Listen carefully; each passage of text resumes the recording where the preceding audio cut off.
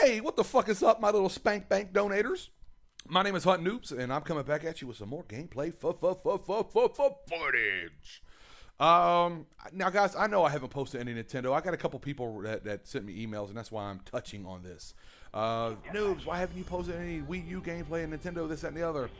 And let me explain. I've actually talked about this in my live streams a ton in the past couple days, and I understand people are not going to really go and watch live streams. Live streams are in the moment, at the moment type things, and I get that, but I'll tell you what, man, I tell stories in my live streams. The live stream ain't nothing but a live commentary. That's basically what it is. If you watch people live commentaries, then you're watching the same thing when it comes to a live stream. It's just that when people post live commentaries, they're typically good games. And live streams, you're going to have a fluctuation, at least from my part, of a decent game, a good game, and definitely your fair share of bad games. But I talked about this in the live stream where, you know, my Nintendo Wii U is no longer working. I don't know what it is. I assume that it's the laser. For some reason, it's just not reading the disc when I put them in, and the blue light is just blinking away and nothing else is working.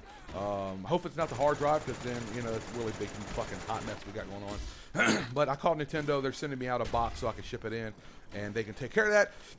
So that's the reason why I haven't posted any Nintendo gameplay, or at least Wii U, should I say. Excuse me, guys. Still got that little cocksucker's cough going on. I need an extra prescription of Petersil, and if you guys are willing to donate to the cause, please let me know in the comment section below. Anyways, with that being said, guys, hopefully it's back by the time Call of Duty Ghost comes out. If it's not, I'm going to have to go out and buy another Wii U. It is what it is. Now, I do have my Xbox One pre-ordered already, so I will be getting an Xbox One. And if I do get the Wii U, it'll just be a temporary thing.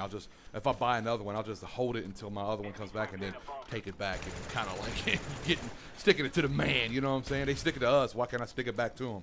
So, don't fret on that, guys. Also, you know what? I'll tell you what. Here's what I'll do. I'll take some gameplay submission from you guys, man. If you guys have any beast kick-ass games you want to send, let me know. Just make sure there's no, you know what? Don't even, just send me the gameplay. I don't want anything else. Post it up to your channel as unlisted.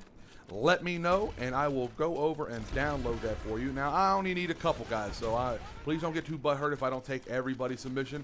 I just need a few to get me through these next couple of weeks, so I really hope you guys want to take advantage of that. Obviously, you're going to get a shout-out. Obviously, your name's going to be in the description and a lot of this stuff, fun shit, so with that being said, guys, let's go ahead and jump onto the topic at hand, and it is a dick. So if you guys don't mind lubing up and go Mach 3 on this motherfucker.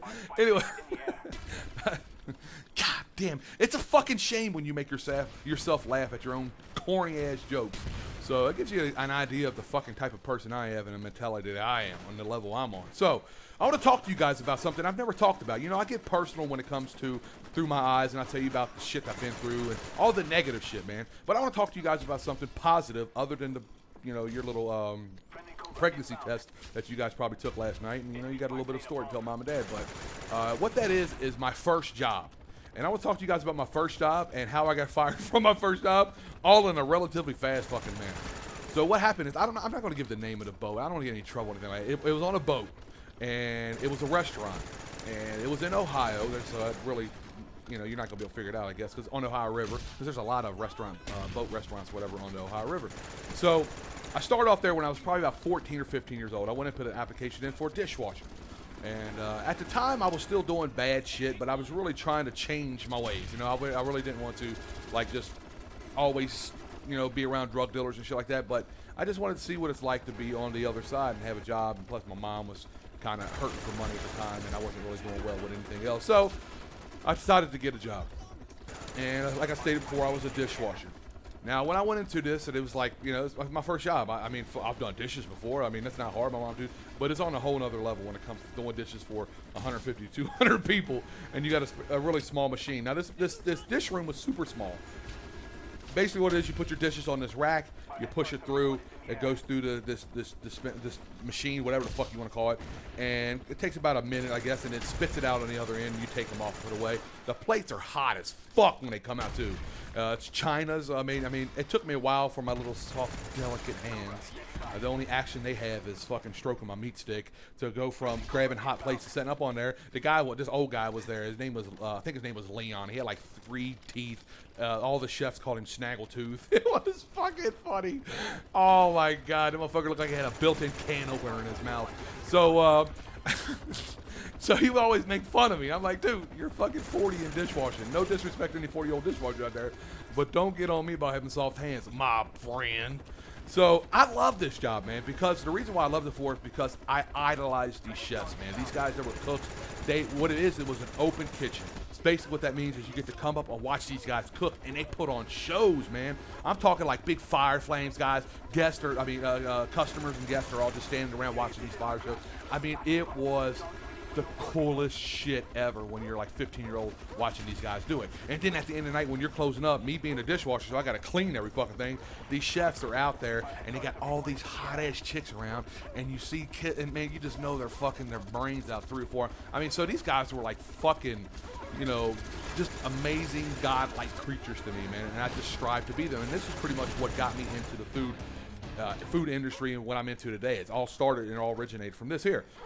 So, you know, it had its moments, you know, a lot of fun and a lot of bullshit when it comes to prepping and setting up shit like that, you know, it just sucked. And I think I only made like $5.25 an hour, but at the time, that was balling to me, man. Because as a teenager, you're only allowed to work a certain amount of time, but the chef was cool, man. He let me put in 30 to 40 hours. He didn't give a fuck, man. And that's one thing I liked about cooks and shit like that. They were just like outlaws and rebels, man. These guys like, yeah, fuck it. Anyways, I tell you what, I'll give you a story. I was smoking a little ganja marijuana at the time. Not that I recommend you smoke a little marijuana at 15 years old, but I do recommend if you do plan on smoking weed, smoke it at 15, not at fucking 30, because you can go to prison for that fucking shit and jail and all that dumbass shit.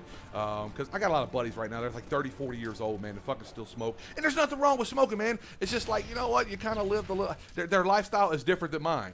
Not that I'm better or anything like that, but it's like, you know, I definitely have better things than they do. They'd rather go out and buy a sack of weed than go out and buy some nice clothes. So they got some really good chronic, but they got some dirty ass clothes on. So I don't know. I guess that's just, you know, however you want to look at it, or whatever floats your boat. And also, guys, I don't have any gameplay for this. I am freestyling the shit out of this, so I'm just going to be tossing 2 or 3 gameplays on this because I'm just fucking rolling with it because I feel like talking to you people right now. So, anyways, I got me some chronic. Some Christmas tree is what I used to call it. That sticky, icky, icky. And I had little red hairs all through it. Type of shit. I'm fucking, my hairs on my arm are sticking up right now thinking about it. It was glorious. So I'm sitting there and I'm looking at it. I'm in the back office and I'm the only one there because I'm prepping, right? I'm setting everything up for the chefs. They're not supposed to be in for another hour. So I'm like, I just got this morning from the fucking weed man. I'm looking at it like, yeah, I'm about to get my smoke on. Smoky. And right when I pull it out and I'm looking up, the head chef walks in. And I think his name was Jimmy. This guy was a fucking basket case, man. I'm telling you. And he's like, what the hell is that? And I just look at him like, I mean, I'm talking about a deer in headlights. That's exactly what the fuck. I wanted to play possum, but that's how fucking shook I was. I'm like, oh, I'm dead. I'm fucking fired.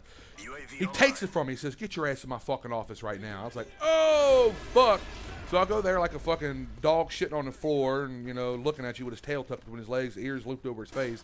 And I'm just looking at him. He's like, look, he's looking at the weed. He's kind of like crumbling around like he knows what he's doing. I'm like, what's going on here? And he throws it back at me. He says, get that shit out of here. And I was like, oh, I'm really sorry. He's like, hold on, man. He reaches into his bag and pulls out about a half bag. And he says, now this is what the good stuff looks like. Take a bud out of it and take one for yourself. So, you know, he says, I feel bad for you smoking that shit. And which was fucking the sticky icky icky, by the way, from the hood. And he gave me some of that fucking rich white man weed where you get from the fucking, I don't know where you get it from, but it was much better than mine. So it was crazy, man. The guy was a nutcase. I remember one time, man, I was getting, he's just a nut. He was giving us our paychecks. And as we're getting our paychecks, there's an extra copy of paper in there, and we're thinking maybe it's a memo or something. So we open this motherfucker up, and we're all sitting there. He asks us all to open it up right there in front of you. It's a fucking Xerox copy of his ass and his nuts, dude. It was so funny, dude. It was so funny. Now, at the time, like I said, I'm 15 years old, so this guy is committing a crime, right? This is some old child porn type shit, you know? He could definitely go to prison for it, but obviously I didn't report him because, like I said, man, these guys were the coolest and most amazing people. I truly loved the little bit of time that I was there. They called me Dirty Larry because obviously I was like the Dirty Harry reference. I was dirty as fuck all the time from cleaning up and shit, so they just called me Dirty Larry, and I was fine with it, man. So I'm sure I'm going to get some comments in the section below on that right there. So anyways, I'll tell you about how I got fired and how it all ended for me. It was a Friday. We just got paid. And what happened was the day before on a Thursday, the chefs were getting slammed. They were in the weeds. And for you guys that don't know what in the weeds is when you're so fucking overwhelmed at work, that you're just behind. It's called in the weeds. Like basically just pretend weeds are up above your head. You just can't get through them. It's like, oh my God, I'm stuck. That's pretty much the terminology for it. And so the Garmin J cook, his name was Heath. Oh, they talk about a kick-ass dude, man. He pretty much took care of the pizzas. The Garmin J, I think, was cold food. Pizzas, desserts, and salads. So he was so behind, and I saw it. But for me, idolizing these guys and sitting from the back and watching this shit all the time, I know what it took to make this stuff. Like I knew what went to this plate. I knew what went on this salad. So I knew he's behind. So I start making them and bringing them up to him. And these guys like looking at me, and all the chefs start looking at me like, what the fuck is going on here? You know? Like, damn, good kick ass, Dirty Larry. That's what I'm talking about. And I'm like, oh man, I'm fucking cloud 9 right now. I'm like, hell yeah. So I go back into the kitchen after I got him out of the weeds or whatever, and later on that night, the chefs pulled me onto the office and said, hey, man, that was a fucking kick-ass job, dude. Do you want to, I mean, you did a great job. Do you want to further your career into cooking and stuff?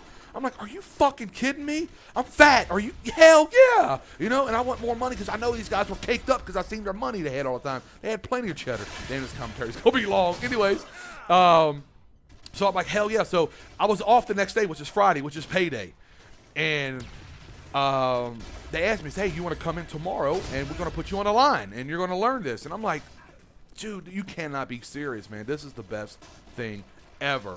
So I'm like, hell yeah, dude. I'm definitely. So I head out. I go back home. I start hanging out with my homeboys. I'm telling them what it is. And they really don't give a fuck, to be honest with you. But as I'm talking to one of them, I come to hear they're having a big fucking house party, like one of the biggest house parties in a while. You know, it was spontaneous. We used to have a lot of house parties, man. I'm talking house parties like 50 to 60 people, fucking DJs, shit, bass dropping, hoes, pussy popping. It was glorious, man. It was so much fucking fun. As a kid, man, we had so many house parties. But my buddy Ricky, he would have the house parties, and they were I'm telling you, man, they were off the chain. His parents wouldn't give a fuck. They would rather us be in there getting fucked up than being out on the street getting fucked up, which is not a good thing either. But you know, hey, we were all for it. So there's a house party Friday, and I'm like, dude, I gotta go to work, man. I can't miss this fucking house party. So I'm thinking in my head, how can I get out of this? But I don't want to get out of it because it's a big deal. You know, these guys are dependent on me, and this is my big break as a teen. You know, I have a opportunity that most teens my age don't have. Being a Garmin J cook at 16 years or 15 years of age, I mean, that's huge, man. So so I tell my dad, I was like, hey, man, well, hold on, I'll tell you a story. Before that, the guy, Leon, I think, Leon or Leroy, it was something like that. His wife was working there too, and she would work like the afternoons every other day, like, you know, Thursdays and Tuesdays or something like that. And he would alternate the Mondays and Wednesdays or something like that. Anyway, she worked with me that night as well, the night when I went out there and showcased my skills. And she was like, she wasn't feeling well. She was throwing up and this, that, and the other, and just not having it really bad. So she went home early that day. So I'm telling my dad, hey, can you call in for me? You know, that's exactly what a pussy teenager does. Have your dad take the bullets for you. And he was like, yeah, I'll call in for you, man. You know, I was like, oh, awesome. I said, just tell them that I got the same thing that Leroy or Leon, whatever the fuck his name is, wife had. She gave me whatever she had. And he was like, fine. So he called. I called him back half an hour later. Said, you do it for me? I said, yeah. I was like, oh, hell yeah. So I have this fucking kick-ass party that's off the chain. I don't have to be back to work, I think, until Monday. So it's Friday night. We're having a party. It was so much fun. It was a whole lot of chiefing going on. Is what we call, you know, chief smoke. A whole lot of chiefing, a whole lot of drinking, and a whole lot of, and not solo action, people. There was actually a female involved there. So, anyways, after the party's done, this, that, and the other, the weekend goes by, and I got to come back to work Monday. So I come in, and I'm thinking, wow, no big deal. It's my first time ever calling off. I'm good, right? So all the chefs are standing around, and they're just looking at me, laughing. And I'm like, fuck is going on, man? It's like, oh, it's like, so everything's okay? You're feeling better now? So I was like, yeah. And it's like, so what do you plan on doing? I was like, what do you mean? What the fuck are you guys talking about? Well, you said you had the same thing that what's her name had, right? And I was like, yeah, man. She gave it to me. It's like, hey, asshole, she had a fucking miscarriage. And I was like, holy shit. I was like, duh. Like, I had a derp moment. So I got written up for it, believe it or not, because it was the day of when it happened, once I found out, something like that. I got a big write-up for it. Anyways, it was downhill after that, man. Like, these chefs were really on my ass the entire time after that, which is reasonably so, man. And then I got busted trying to take something down there that wasn't mine. A little thievery action. It was some liquor. Somebody left like a half a bottle of vodka laying around, and that was pretty much just, it wasn't a straw that broke the camel's back. That is termination on point if I ever saw anybody stealing from my, man, what the hell's going on? My TV just glitched out on me. Sorry about that. That is pretty much calls for termination, immediate termination, no matter what, the kind of background you have. But I was truly embarrassed. It was pretty fucked up on my part. I don't know. That is pretty much my first job. It's probably lame to you guys. I would love to hear what your guys' first job is, what it is right now. And some of the older guys out there, man, if you guys got some stories like this, I would love to hear in the comment section below. This gameplay is fucking redonkulously long, or it's going to be long. I got a couple of commentaries, obviously, I need to put in this. So if you guys enjoy the commentary, if you could hit the like button, let's share this to a few people and make fun of how fucking cornballish I am. Anyways, guys, it's your boy Hunting Noobs. I'm out this bitch. Deuces. Get wrecked, son. Woo! And don't have a miscarriage like my fucking dumb ass.